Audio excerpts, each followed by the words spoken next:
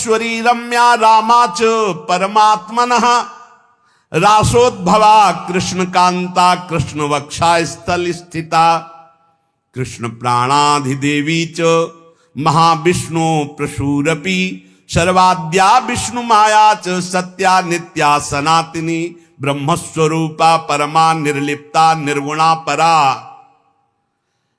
परमात्मा की परा देवी ये राधा है, ये रासेश्वरी, ये रम्या, ये रामा, ये कृष्ण कामिनी, रासोद्भवा कृष्ण कांता कृष्ण वक्षा स्थल स्थिता कृष्ण प्राणाधि देवी, और इन्हीं से महाविष्णु का प्रादुर्भाव होता है। ये महाविष्णु की भी जननी है। सर्वाद्या विष्णु माया च सत्या नित्या सनातनी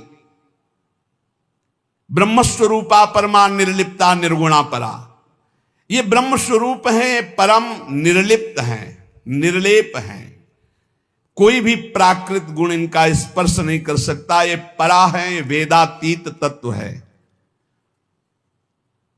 नारद अंतरंगैस्तथा नित्य भूतैस्तैश्चिदादि भी गोपना दुच्यते गोपी राधिका कृष्ण वल्लभा। ये श्री कृष्ण प्रिया राधा अपनी चैतन्यता से ही सबको चैतन्यता प्रदान कर रही है। जितनी शक्ति है जिसमें भी, जितनी जहां तक, वो सब इन्हीं से प्रकट है। और ये सबसे बिलग भी अत्यंत रहस्य है, गोपनीय है, इसीलिए इनका शास्त्रों में एक नाम गोपी कहा गया है। गोपना दुच्यते गोपी राधिका कृष्ण वल्लभा। ये जो कृष्ण वल्लभा श्री राधा है, इनको गोपी कहा गया। क्यों? बोले गोपना दुच्यते, ये बड़ी रहस्यमयी है, ये बड़ी गोपन वस्तु है।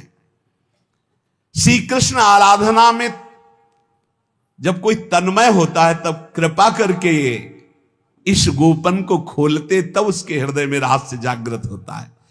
ये श्री कृष्णमयी परा देवता है। देवी कृष्णमयी प्रोक्ता राधिका पर देवता सर्वलक्ष्मी स्वरूपा सा कृष्णाह्लाद स्वरूपिणी तथा सा प्रोच्यते विप्र ह्रादिनीति मनीषि भी तत्कला कोटि कोट्यंसा दुर्गाद्या त्रिगुणात्मिका।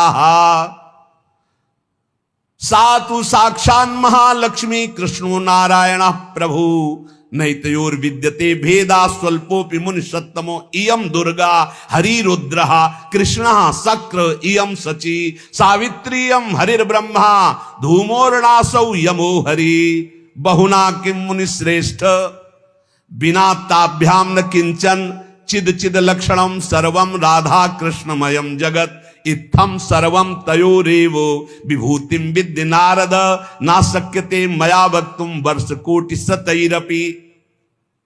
हे नारद जी, ये श्री कृष्णमयी श्री राधा परा देवता हैं। संपूर्ण लक्ष्मी इन्हीं के अंश से प्रकट है। ये श्री कृष्ण का मूर्तिमान आह्लाद है। मनीषी जन इन्हें आह्लादिनी कहते हैं। ये जो दुर्गादि शक्तियां हैं, तत्कला कोटि कोट्यंसा दुर्गाद्य त्रिगुणात्मिका। श्री राधा किशोरी के करोड़वें अंश के भी करोड़वें अंश से इनकी जितनी शक्तियां। ये कौन बोल रहा है? भगवान शिव बोल रहे हैं। किससे? देवर्षि नारद जी से। कहां? कैलाश में। तो भगवान नहीं जानते क्या? शिव जी दुर्गा जी को नहीं जानते? जैसे लोग कह लें तो तुम भी तो देवी का मूढ़मती है, बोले तुम भी तो देवी का कहते हो कि करोड़वें अंश। हम थोड़ी कहते महादेव, इसमें लिखा है महादेव आज, महादेव बोल रहे हैं। तो दुर्गा कौन है? महादेव की अर्धांगिनी, आधे अंग से प्रकट हुई वही देवी शक्ति है। क्या वो कह रहे हैं? तत्कला कोटि कोट्यंसा दुर्गाद्यास त्रिगुणात्मिका। दुर्गादि जितनी त्रिगुणात्मिका शक्ति है, तत्कला कोटि कोट्यंसा करोड़वें अंश के करोड़वें अंश से हैं। सातु साक्षान महालक्ष्मी कृष्णो नारायण प्रभु। श्री राधा के अंश से महालक्ष्मी और श्री कृष्ण के अंश से नारायण। मुनि श्रेष्ठ, थोड़ा भी भेद मत समझना हमारी बात में। श्री राधा के ही अंश से दुर्गा है तो श्री कृष्ण के अंश से मैं रुद्र हूं। श्री कृष्ण जब अपने अंश से इंद्र को प्रकट करते हैं तो सची के रूप में इन्हीं के अंश से, राधा के अंश से देवी सची प्रकट होती। जब ब्रह्मा के रूप से मेरे प्रभु श्री कृष्ण के अंश में ब्रह्मा जी, तो यही देवी सावित्री ब्रह्माणी के रूप में राधा जी के अंश से। जब श्री कृष्ण धर्मराज के रूप में तो इन्हीं के अंश से धूमोरणा के रूप में। और क्या कहा जाए नारद जी, तुमसे क्या बताऊं, चेतन अचेतन जितना जगत है सब राधा कृष्णमय है। इनकी विभूतियों का वर्णन मैं यदि 100 करोड़ वर्षों तक करूं तो भी नहीं कर सकता, ऐसे राधा कृष्ण की अपार महिमा है। इसलिए अपने जो प्रिया प्रीतम के उपासक है, सबका मंगल हो, सब सुखी रहें, सब आनंदित रहें, पर सब वाणी का संयम करके प्रभु की चर्चा ऐसा गायन करे जिससे आह्लाद उत्पन्न हो। खूब नाम जप करो, अपने आनंद में उन्मत्त रहो। और देखो, इतना तो ध्यान रखने की बात है, जब प्रभु लीला करते हैं तो 2 पक्ष हो जाते हैं। एक हो जाता है आसुरी पक्ष, एक हो जाता है दैवी पक्ष। दोनों में भगवान शक्ति देते हैं, असुरों में आसुरी शक्ति, दैवों में दैवी शक्ति। जब कभी भगवान लीला करते हैं तो देखो वही वंश भगवान व्यासदेव जी के द्वारा दोनों संचलित है, कौरव और पांडव। भगवान व्यासदेव जी की कृपा से दोनों का, भगवान श्री कृष्ण के द्वारा दोनों की पुष्टता, क्योंकि वही मुखिया हैं सबके। पर जब धर्म की बात आती है तो एक महान भागवत भीष्म जी सिंहासन की रक्षा के लिए उधर, और इधर उनके इष्ट श्री कृष्ण। तो फिर वाक युद्ध भी होता है, बाण युद्ध भी होता है, ऐसे ये लीला चलती है।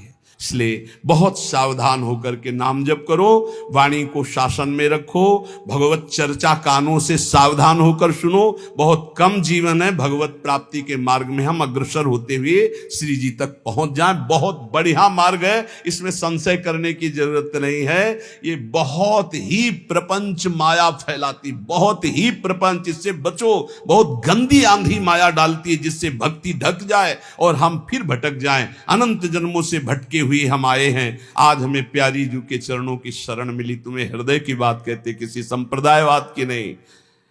आज तक अनंत जन्मों तक मुझे जो विश्राम नहीं मिला, सुख नहीं मिला, हमारी लाडली जी ने हमें दिया है। वही सुख आपको बांट रहे हैं श्री जी की प्रेरणा से। आप संशय शून्य होकर राधा राधा जपे और राधा किशोरी के चरणों का आश्रय, वृंदावन धाम की कृपा आप देख लें, खुद देख लें कि आप निहाल हो रहे हैं कि नहीं। हमें कोई प्रमाण दिखाने की जरूरत, प्रमाण तुम्हारी छाती होगी। ये भाई यहां के उपदेश सुन करके साधन में लगो, प्रमाण तुम्हारी छाती होगी, हमारे ग्रंथ नहीं। तुम्हारी छाती होगी, तुम्हारा परिवर्तन होगा, तुम्हारा आनंद होगा, तुम्हारा विश्वास होगा। बस तुम दृढ़ता से एक बार चल के देखो, वही एक परम तत्व है, दूसरा कोई नहीं है। और वही रस समुद्र रूप जब धारण किया तो श्याम सुंदर